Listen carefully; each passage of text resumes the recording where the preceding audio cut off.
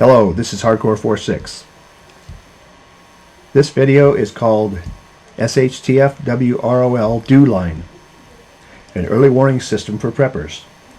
During the Cold War, the US and Canada constructed a series of radar stations near the Arctic Circle.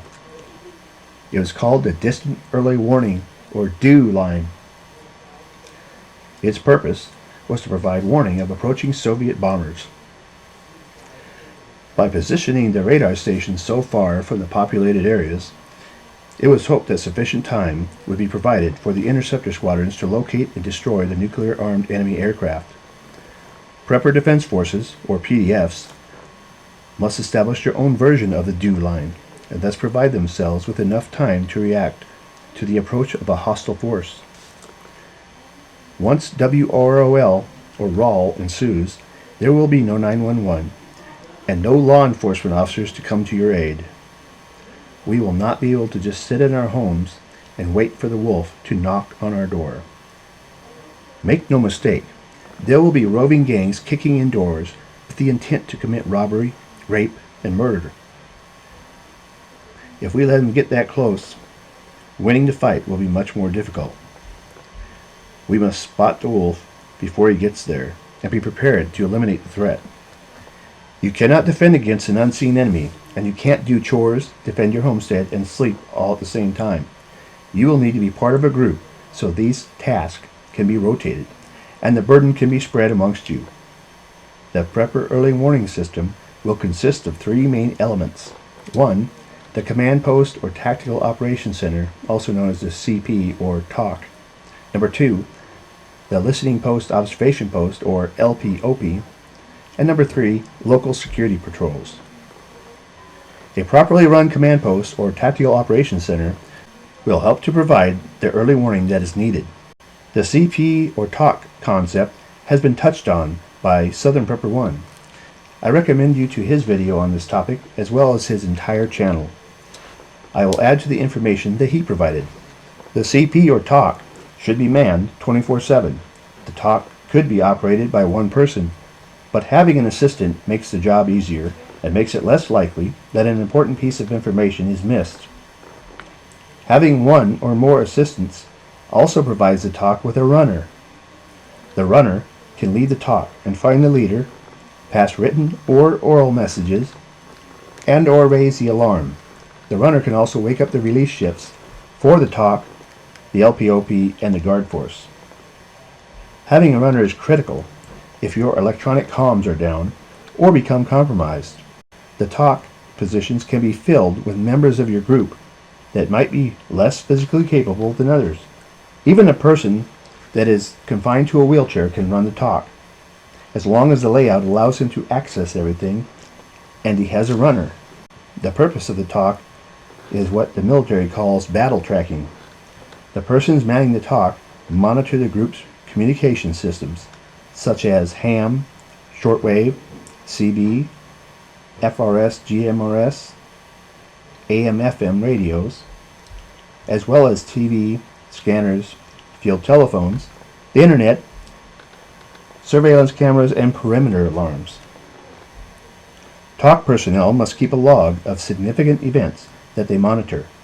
They also plot the location of important incidents on the map. The information gathered is vital for the security coordinator or combat leader, since it allows him to make plans and timely decisions in behalf of the group. The TOC should be equipped with maps of many different scales, from world and national maps to local area topographic maps and even sector sketches.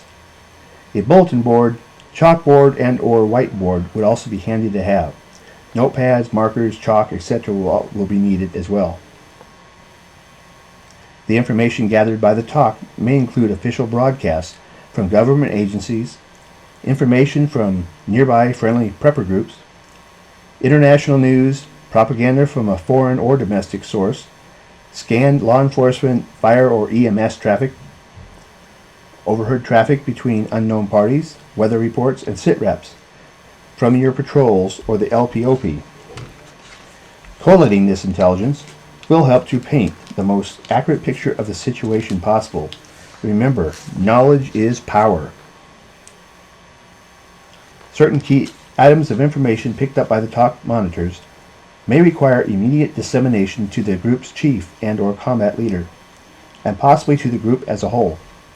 Such items or events should be designated and briefed to those on radio watch. TOC personnel must also use good judgment when they hear something that they feel is important to pass on. Just because it is not on the list of key events does not mean that it is not valuable. Personnel manning the TOC must have the ability to instantly rouse the combat leader and the Quick Reaction Force, or QRF. Whatever signal is devised, in some situations, it might be better if it was not audible or visible to an approaching force. There should also be a means of alerting the entire group or community of an immediate hazard, like hitting the panic button. This might be a siren or public address system if noise discipline is not a factor. The second component of your early warning system would be the Listening Post Observation Post, or LPOPs. These would not necessarily be fighting positions, but cover should be immediately available for those manning the LPOP. At a minimum, the LPOP should provide concealment for the preppers manning it. Make sure that the LPOP has redundant communication methods with the CP. Two-way radios and/or field telephones, such as the TA1 and the TA312/PT, are good ways to connect the LPOP to the CP. Personnel manning the LPOP could also be equipped with flares, whistles, air horns, and/or flags as alternate ways to alert the group. The LPOP can be augmented by high-tech devices such as surveillance cameras and Wi-Fi camera-equipped UAVs, meaning the little remote control helicopters that cameras can be attached to and stream the video back to you. The farther that the preppers in the LPOP can see, the more advanced warning they can provide. It would be wise for the LPOP to be equipped with a powerful set of optics. As your prepper community grows, you will need to add LPOPs or incorporate those of the neighboring group that you have allied yourself with. Each LPOP will be distinctly named or numbered and will be plotted on the group or community map in the TOC. The LPOP will need to be manned by at least two preppers at all times. This is to help ensure that they remain awake and alert. Sleeping on duty is a serious offense and could lead to the demise of the entire group. Periodic commo checks from the CP will help in this regard. Equip the LPOP with night vision or infrared viewing devices if available. Preppers manning the TOC and the LPOP should work shifts of a reasonable length. This may be controlled by the number of preppers available, but 2 on, 4 off was commonly used in the Army.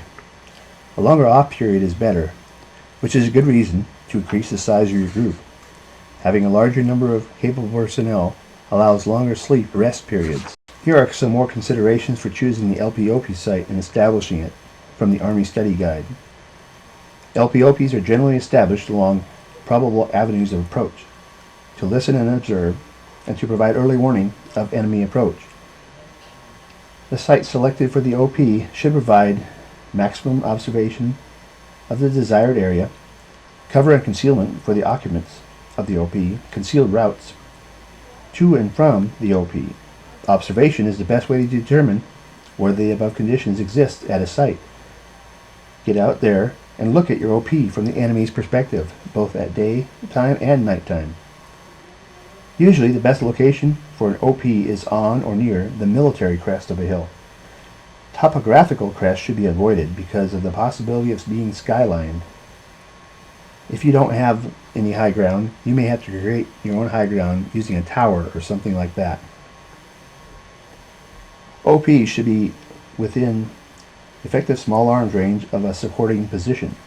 LPOPs are operated in reliefs. A minimum of 2 preppers is necessary for each relief. One observes while the other records and reports. The observer and recorder should switch duties every 20 to 30 minutes because the visual efficiency of an observer decreases rapidly after that. LPOPs are operated in reliefs except when movement to and from positions will reveal their locations or endanger their personnel. The third part of a prepper early warning system is the employment of local security patrols. These patrols will mainly be used for reconnaissance. Another role they could play would be to establish contact with nearby groups or communities. These patrols must avoid contact with hostile forces. Their job is to locate bad guys and render a report. The patrol is probably not a large enough element to successfully engage an invader. Prepper defense forces won't have the luxury of calling in indirect fire or close air support. The guns and ammo that the patrol is carrying will probably be all the combat power that is available to them. The ability of the patrol to establish effective radio communications with the CP is critical. If they cannot tell the CP of an impending threat, they are not fulfilling their purpose. The two main types of patrols are 1. Combat patrols and 2. Reconnaissance or recon patrols. Combat patrols are conducted to destroy or capture enemy soldiers or equipment, destroy installations, facilities, or key points, or harass enemy forces. They also provide security for larger units. The two types of combat patrol missions are ambush and raid. See videos by Hibernia's Son and Southern Prepper 1 covering tactics for details. Reconnaissance patrols provide timely and accurate information on the enemy and terrain.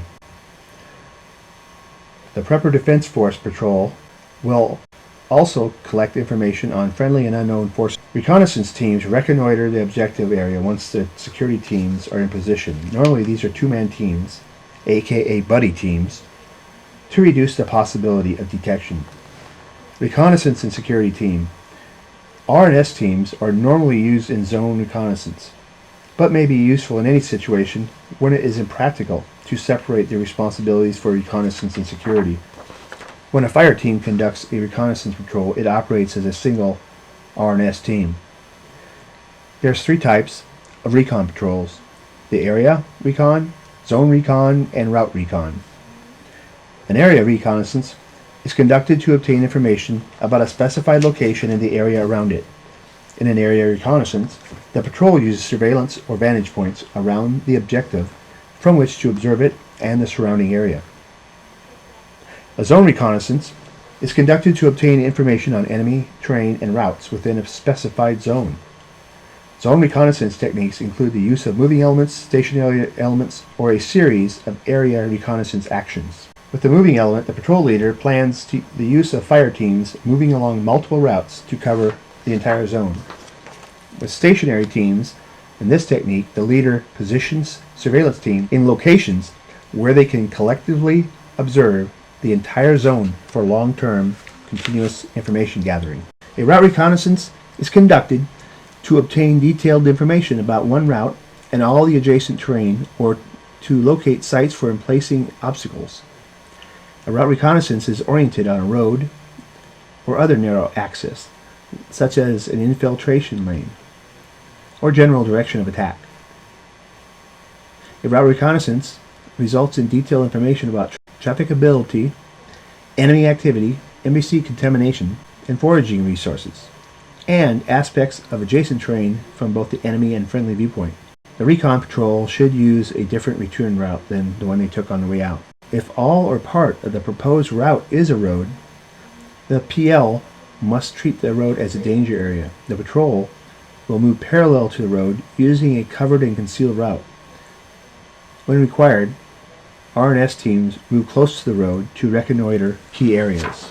These tactics will no doubt be modified to suit the needs of and capabilities of the individual PDFs. Early warning for close-in threats may be provided by the following.